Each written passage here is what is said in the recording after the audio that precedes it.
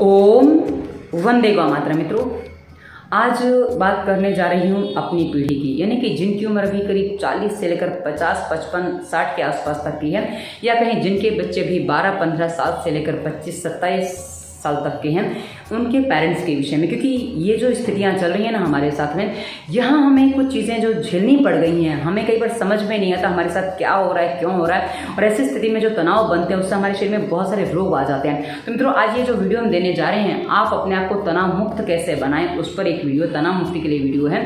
तो इस वीडियो के प्रत्येक निर्देश को ध्यान से सुनिएगा, समझिएगा।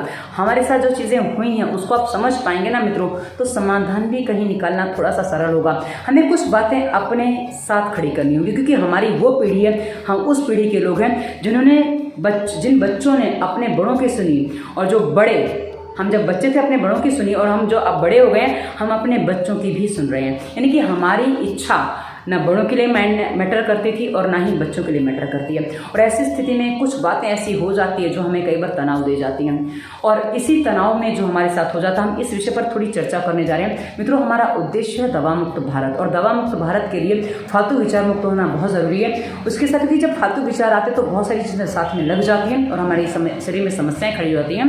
तो यहाँ जो हम वीडियो देने जा रहे हैं ना मित्रों, ये हमारी सोच, और कई बार आप जो कंसल्टेंसी हमारे साथ करते हो, आप जो हमसे बातचीत करते हो, उसमें हमें जो कई बार विषय मिलते हैं और आसपास जो माहौल दिखता है उस पर जो विषय मिलते हैं, और आप कई बार कमेंट करते हो, सबके आधार पर हम वीडियो बनाते हैं। तो मित्रों, यहाँ जो मैं अपने विचार रखने जा रही हूँ, ये मेरे अपने विचार हैं, अपनी सोच है, और मैं यहाँ हमको डिबेट करने नहीं बैठे, हम कोई चर्चा करें, हमारा कोई वाद विवाद नहीं है। मैं अपने विचार रख रही हूँ, आपके विचार क्या हैं वो कमेंट के रूप में मुझे अवश्य बताइएगा, अपनी समस्या भी बताइएगा, ताकि हम आगे आपको और भी वीडियोस दे सकें और हम अपनी समस्याओं के समाधान भी कर सकें।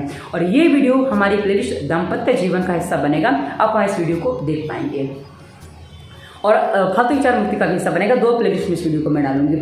चलिए आगे बढ़ते हैं मित्रों, कि आपको समझना क्या है, क्या हमारे साथ हुआ है, पहले उस बात को, जो हुआ था पहले उसको देख लें, उसके बाद अब जो हो रहा है उसको भी हम देख लेंगे। मित्रों, हम जब बच्चे थे, हमारी इम्पोर्टेंस थी कितनी थी, क्योंकि हम 3-4 भाई बहन, 5-6 भाई बहन, 8-9 भाई बहन में से एक आध थे, यानी कि ज़्यादा इम्पोर्टेंस एक को मिलना पॉसिबल नहीं है, सबको इम्पोर्टेंस बराबर मिलती थी। तो उस समय ना ही बच्चों के करियर पर विशेष ध्यान दिया जाता था, बच्चा पढ़ता है, पढ़े नहीं पढ़ता उसकी मर्जी है। और यदि थोड़े बच्चे हैं, यदि बच्चों को कुछ पढ़ाना भी है, कुछ करवाना भी है, तो बच्चों को ये छूट नहीं होती थी, विशेषकर लड़कों की यहाँ बात कर रही हूँ, लड़कों को ये छूट नहीं होती थी कि आप अपने मन से अपना करियर चुन लो। मुश्किल से 10% बच्चों को ये छूट मिलती थी कि आप अपने हिसाब से करियर चुन लो, वरना माता पिता ने बोल दिया तुझे यही बनना है तो बच्चे को वही बनना पड़ेगा। बच्चा अपना करियर अपने आप से नहीं चुन सकता था। ये हमारी पीढ़ी में के लड़कों की समस्या थी। और लड़कियों के लिए क्या था, आपको पढ़ाई करनी है, करो, नहीं करनी है मत करो, पर घर का काम करना ज़रूरी है, घर का सारा काम तुम्हें आना चाहिए, घर का काम नहीं आएगा तो तुम्हारी पढ़ाई छोड़ दो। यानी कि तुम्हें पढ़ना है तो घर का काम भी करना है, उसके साथ तुम्हें पढ़ना है।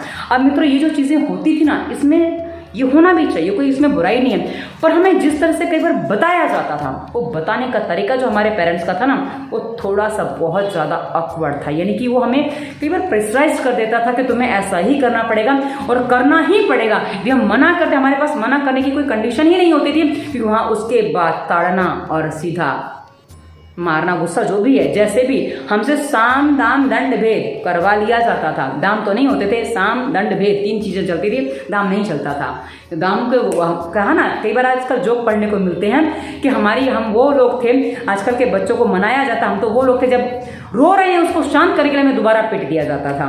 हम वही लोग हैं। अब हमारे साथ जो चीज़ें हुई, मैं आपको बता दूं, पढ़ाई कितनी महत्व रखती थी, मैं अपने उदाहरण से बताऊंगी, आपको वहीं से समझ में आ जाएगा। कि जब मैं 10वीं में थी, मुझे जहाँ तक याद है, जनवरी के लास्ट वीक या फरवरी के फर्स्ट वीक में मेरे पिता के घुटने का ऑपरेशन हुआ था, और उस समय वो 15-20 दिन अस्पताल में एडमिट थे।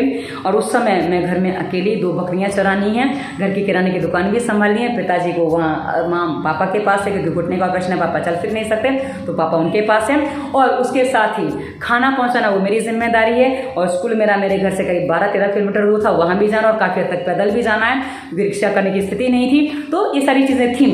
अब ऐसी स्थिति में आप समझ सकते हैं कि 10वीं के बोर्ड की परीक्षा में कितने नंबर आ सकते हैं। आजकल हम देखते हैं कि बच्चा पढ़ रहा है, बच्चे की पढ़ाई के लिए हम ना जाने कितनी सारी चीज़ें कर देते हैं, और हमने क्यों किया वो भी मैं आपको आगे बताऊंगी।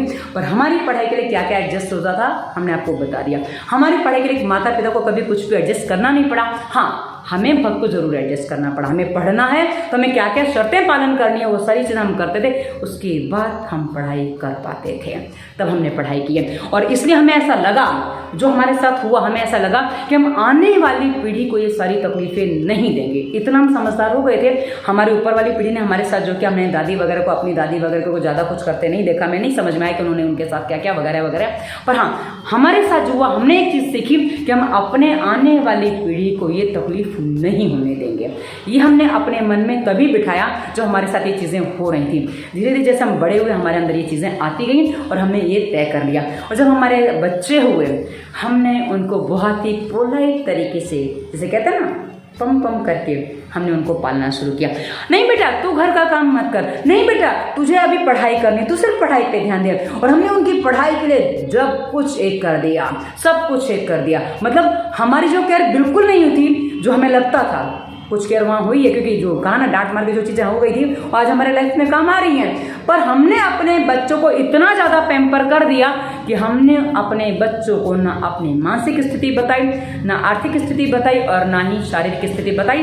हमने उनको सब कुछ करके दिया कि बेटा ये है, ये है। पर एक बात हम जानते हैं, सुविधाएं जितनी मिल जाएं उतनी कम पड़ती हैं और उसके बाद और सुविधाओं की चाह खड़ी हो जाती है। और हमने जो अपने बच्चों को नहीं बताया, हमारे पेरेंट्स ने हमसे जो ज़बरदस्ती करवा लिया, हमें समय पे उठाना, हमें ये करना, हमें वो करना, समय पे खाना खाओ, समय पे घर पे आओ, इतने बजे के बाद आप घर के बाहर नहीं रहेंगे, इतने बजे के बाद आप जागेंगे नहीं, वगैरह वगैरह, हमारे साथ जो चीज़ें ज़बरदस्ती कर दी गई, वो ज़बरदस्ती करने के साथ ही हमारे अंदर कुछ चीज़ें जो बची रह गई हमारे स्वास्थ्य के प्रति, हम आज उतने स्वस्थ फिर भी हैं। क्योंकि मैं आपको एक छोटी सी बात और बता दूँ मित्रों, यदि आप जॉइंट फैमिली में का हिस्सा हैं तो आपके बड़ों को जो तकलीफें इस उम्र में आ रही हैं, मतलब जो 70-75 की उम्र में उनको जो तकलीफें आ रही हैं, कुछ लोगों को हमने देखा है वो 40-45-50 में आ जाती हैं। और आजकल के बच्चों को कमर दर्द जैसी समस्या तो 12-15-20 साल में ही आ जाती है। तो आप समझ सकते हैं कि जो तकलीफ उस उम्र में आती थी वो आजकल बहुत जल्दी आने लगी, धीरे धीरे तकलीफें बढ़ती जा रही हैं। उसके पीछे कारण वही है क्योंकि हमने जो चीज़ बर्डनपूर्वक कर ली, क्योंकि हमारे बड़े उसके पीछे लॉजिक नहीं बता पाए हमें। हमारे बड़ों को लॉजिक पता नहीं था या क्या था, बस बेटा ऐसा कर लेना। क्योंकि मैं आपको बता दूं पीरियड्स क्यों आती, इसका पीछे कारण क्या, मेरी माँ को नहीं पता तो मुझे नहीं बता पाई। और हमारे समय पुस्तकों में भी बहुत बाद में आता था, शायद 10वीं में कुछ आया था और उससे पहले पीरियड्स आ गया था। तो मुझे जो हर महीने जो टेंशन होता था, पता नहीं क्या हो रहा है मेरे साथ में, तो ये सारी जो बातें हैं ये बहुत ज़्यादा कन्फ्यूज करती थी, तकलीफ देती थी। तो हमने आने वाली पीढ़ी को सारी बातें बताई हैं, समझाई हैं, पर फिर भी हमने उनके लिए बहुत कुछ अधूरा छोड़ दिया। ऐसा आने वाली पीढ़ी का हमसे कहना है। जी हाँ, वो हमसे ये शिकायत करते हैं। जैसे हम अपने ऊपर वाली पीढ़ी से शिकायत करते हैं ना, वो हमसे शिकायत करते हैं कि आपने ये नहीं किया, वो नहीं किया। और हमारे ऊपर वाली पीढ़ी ने भी शायद हमारे साथ कुछ जातियाँ नहीं की होंगी उनके हिसाब से, क्योंकि उनको जो मिला वो उन्होंने अपने हिसाब से हमारे लिए बेस्ट किया होगा। पर हमें जो मिला, हमने अपने हिसाब से बेस्ट किया पर हम संतुष्ट नहीं कर पाए। तब आज समझ में आता कि शायद हमारे माता पिता ने उस समय जो किया, उनको जो जानकारी थी उस अनुसार उन्होंने सही किया और हमने उसको सही नहीं समझा, ये हमारी गलती थी। और वही सही ना समझना हमने आने वाली पीढ़ी को दे दिया और वो दूसरी गलती कर बैठे हैं। अब जो स्थितियाँ बन गई हैं, मैं आपको वो सारी बातें और थोड़ा विस्तार से बता दूं ताकि आपको और भी बातें स्पष्ट हो जाएं। अब जो हो रहा है, क्या हो रहा है मित्रों, हमने जो चीज़ें बड़ों से ले ली बाय फोर्स, हमने अपना करियर नहीं बनाया, हमने अपने बच्चे को चुनाव करने का अवसर दिया कि बेटा तू चुन ले तुझे क्या बनना है। हमने उसके लिए खर्चा भी किया और जहाँ हम 5-7 भाई बहन थे, हमने अपने बच्चों को 1-2 या बहुत से बहुत 3 भी बहुत कम के घरों में मिलेंगे, वरना 1 या 2 ही मिलेंगे। तो हमारा पूरा फोकस उस बच्चे पर गया, जिससे हमने बच्चा क्या कर रहा है उसकी हर गतिविधि पे हमारा ध्यान गया और बच्चा क्या नहीं कर रहा हमारा उस गतिविधि पे भी ध्यान गया। और ऐसी स्थिति में हमें बस एक ही चीज़ लगी कि हमारे घर में काम तो ज़्यादा होते नहीं थे, हमारे बड़ों के घर में काम ज़्यादा होता है, बच्चे ज़्यादा तो काम भी ज़्यादा, तो हमें सबको मिलकर काम करना पड़ता था। उनके लिए तो ऐसी स्थिति है नहीं, तो हमने बच्चों को कोई काम करने का मौका नहीं दिया। खाना नहीं बनाना, कपड़े नहीं धोना, मतलब मैंने यहाँ तक देखा है कि पेरेंट्स जो है ना, बच्चे का बैग तक स्कूल तक उठा के लेके जाते हैं। जी हाँ, लड़का हो लड़की, बच्चे की हाइट माता पिता से बड़ी हो गई, बच्चे को स्कूल छोड़ने जा रहे हैं और वो कंधे पर बैग टांग के जाए, बच्चा थक जाएगा, वो पढ़ाई बहुत ज़्यादा प्रेशर उसके ऊपर, वो थक जाएगा, इसलिए बैग मैंने उठा रखा है। मित्रों, आपने बच्चे को बोझ उठाने की आदत ही नहीं डाली है। जब आपने बच्चे को बस्ते का बोझ उठाने की आदत नहीं डाली तो जीवन का बोझ वो कैसे उठाएगा। मतलब हमने अपने बच्चों को इतना पैम्पर करके इतना कमज़ोर बना दिया कि उनकी मेंटलिटी इतनी कमज़ोर हो गई। हमें जो धमकियाँ मिल जाती थी, घर से निकल जाओ, हमने कभी आत्महत्या करने के बारे में नहीं सोचा, लेकिन हमारे बच्चे ना जाने क्या क्या ये है वो है, पैदा क्यों किया था? सबसे बड़ा सवाल आता है, पैदा क्यों किया था? जी हाँ, ये सवाल हम सुनते हैं। हमने अपने बड़ों से कभी नहीं कहा, पर हमारे बच्चे बात करते हैं क्योंकि हमने उनको कुछ बातें नहीं समझाई। हमें लगा कि बच्चों के साथ जाति ना हो और ऐसा बच्चों को हमारे शोषण ना सहना पड़े। हमें लगता था हमारा शोषण हुआ है, तो हमें ऐसा लगता था। पर मित्रों, हमने वही जो गलतियाँ की हैं, वही गलतियाँ आज हमें भारी पड़ रही हैं। मित्रों, एक बात समझिए, लाइफ में कुछ जो नेसेसरी चीज़ें वो सबको आनी चाहिए। जैसे भोजन बनाना सबको आना चाहिए। आप बाहर का भोजन एक लिमिट तक खा सकते हो, उसके बाद नहीं खा सकते, और खाएंगे तो आपके स्वास्थ्य का बंटा बैठ जाएगा। तो भोजन बनाना, मैं आपको बता दूं, मेरे घर में हम भाई बहन सबको भोजन बनाना आता है। हम हर कोई हर चीज़ बना सकते थे। बचपन की बात बता रही हूँ, मतलब जब एक उम्र में आ गए थे, क्योंकि मेरे दोनों भाई मथुरा में अकेले रहते थे, तो वहाँ दोनों ही भोजन बनाते, दोनों ही घर का सारा काम करते थे, दोनों ही कपड़े बर्तन सब कुछ करना आता था, झाड़ू पोछा सब कुछ करना आता था, और मुझे भी आता था। तो इसमें कुछ अलग बात तो है नहीं, मैंने सीखा। पर हाँ, मुझे मेरे घर में ज़्यादा करना पड़ता था और भाइयों को कम करना पड़ता था, क्योंकि उनको कैरियर बनाने की, उनको घर चलाने की जिम्मेदारी थी और मुझे घर संभालने की जिम्मेदारी के हिसाब से ही तैयार किया गया। तो एक जो कहते हैं ना, तैयारी जिस हिसाब से होती है, हमने उसी हिसाब से अपने आप को तैयार किया। पर हमारे साथ जो एक अच्छी चीज़ें हमने जो सीखी है वो क्या है? हमने हर स्थितियों में जीना सीखा, हमने हर स्थितियों में अपने रास्ते निकालना सीखा, और हम रास्ते निकाल लेते हैं। लेकिन आजकल की पीढ़ी रास्ते नहीं निकाल पाती, क्योंकि हमने उनको सीखने का अवसर ही नहीं दिया।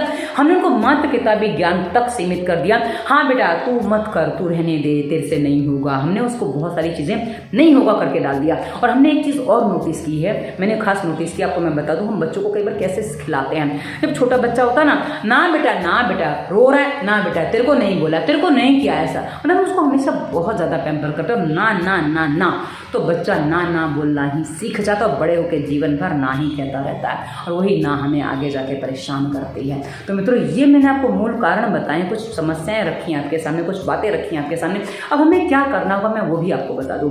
मित्रों, जो बातें हमें समझ में नहीं आई थी, पर हमने पालन कर लिया।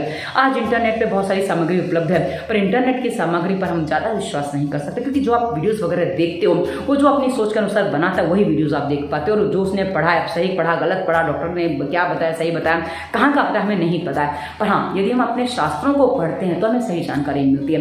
धीरे धीरे शायद शिक्षा नीति बदल रही है, तो शायद हमारे शास्त्र वापस हमारे अध्ययन में आ जाएं, कुछ चीज़ें बदल जाएंगी।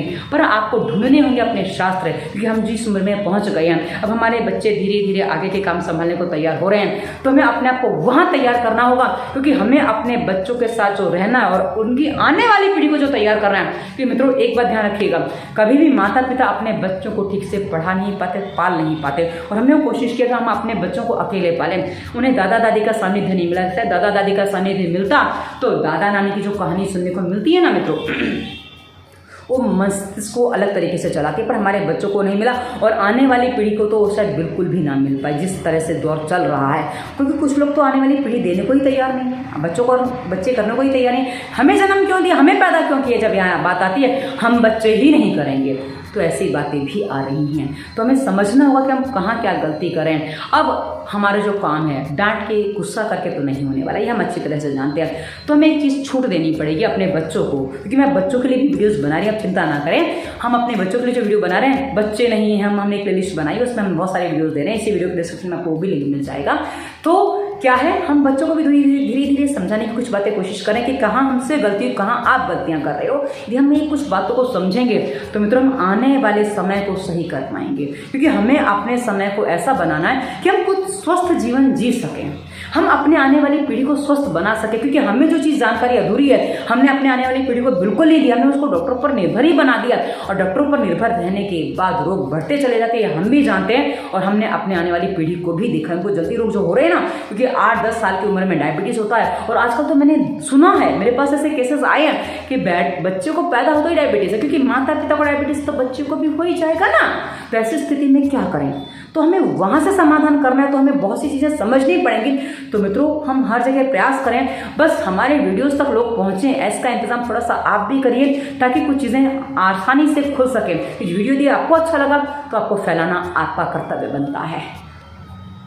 तो इसी वीडियो के डिस्क्रिप्शन में आपको बहुत सारी प्लेलिस्ट मिलेंगी। एक बार सारी प्लेलिस्ट के वीडियो के टॉपिक चेक करके देखिएगा, क्या क्या हमने टॉपिक दिए हैं। आपके रोगों पर भी वीडियोस मिलेंगे। आगे हमने प्राणायाम कैसे करना, व्यायाम कैसे करना, आप भोजन कैसे बनाए सरल तरीके से। हमारा भोजन बनाने का तरीका बहुत सारा, जो हेल्दी भोजन बनता है, और आप घरेलू उपचार क्या क्या कर सकते हैं, हमने सारी प्लेलिस्ट डिस्क्रिप्शन में दी है। आप एक बार चेक करेंगे, आपको पता चल जाएगा। उसके आगे हमने इंस्टाग्राम, फेसबुक, गूगल का लिंक दिया, जहाँ बहुत सारे मोटिवेशनल थॉट्स वगैरह देते हैं जो आपको जीवन जीने में आपकी सहायता करेंगे। और अंत में हमने नंबर भी दिया, आप हमसे कंसल्टेंसी करना चाहते हैं व्हाट्सएप कर सकते हैं, हम आपको बता देंगे प्रोसेस क्या है, स्थिति क्या है, हम सारी बातें आपको बता देंगे, तो आप हमसे कंसल्टेंसी भी कर सकते हैं। और ये वीडियो कैसा लगा अवश्य बताइएगा। धन्यवाद। वंदे मातरम।